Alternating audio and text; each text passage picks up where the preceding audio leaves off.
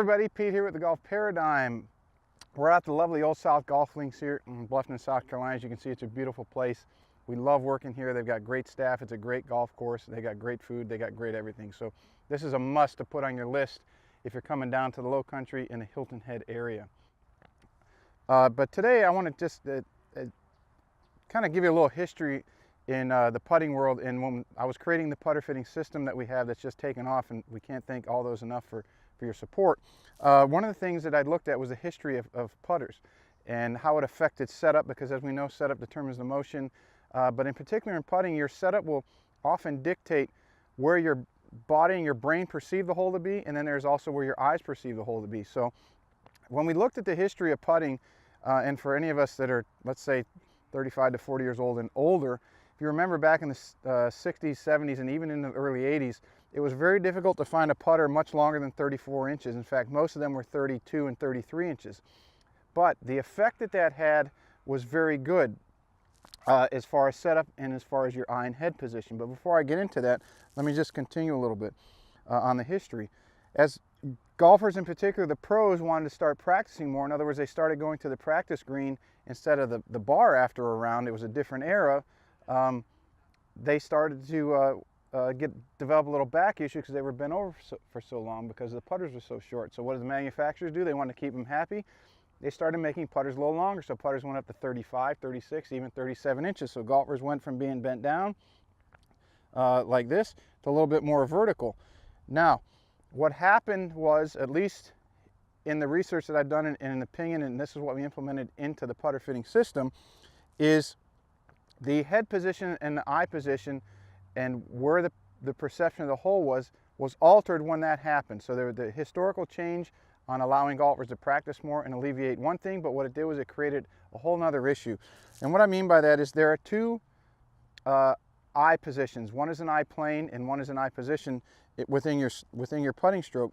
Now, we're all very familiar, and I'll illustrate with this orange stick, about vertical eye positions. That means your eyes are vertically over top of the ball. All right, some people will teach slightly inside, others will teach over or directly over. I prefer to have them directly over for a number of different reasons. That's a topic for another video. Now, that's one. The second is, it's called horizontal eye plane. That's obviously because it's horizontal. So that would be your plane of your eyes. Okay, plane is such a big term in the golf world in today's world. The plane of your eyes needs to match where your eye sockets are pointing, or it needs to be perpendicular to your spine. So that would be a line drawn from the base of your ear, where it connects to your head, right through the corner of your eye. For those of you who wear sunglasses while you play, you could follow the stem of your glasses where that points. That is very important, that points straight down to the ball like this. So when putters were short or shorter, hence Jack Nicklaus, George Archer, Billy Casper era, almost all the golfers were bent over a little bit more, but their horizontal eye position was directly at the ball.